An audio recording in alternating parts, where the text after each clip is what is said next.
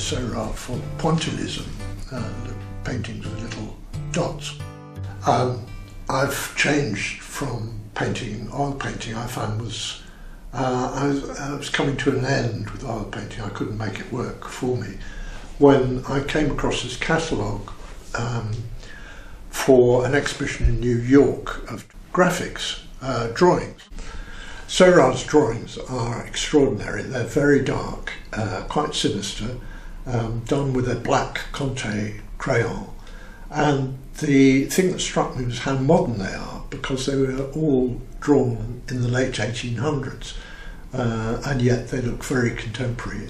So I thought I must have a go at that, and bought my charcoal and started doing very dark drawings, and found that I couldn't do them at all.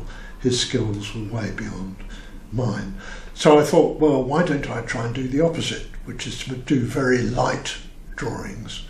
And as I started developing that, I thought of the approach of deconstruction, of actually only providing a minimum amount of information in the drawing so that the observer has to fill in the bits that are missing.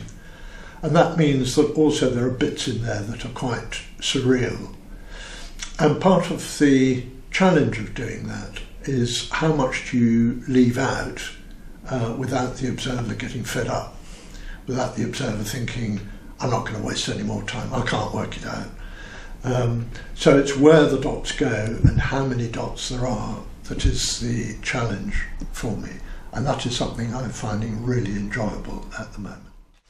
I'm going to finish this with a tiny dash of colour. This little pot of flowers I've left down there, I'm going to put some red and green in that, just to alleviate some of the pressure of black and white.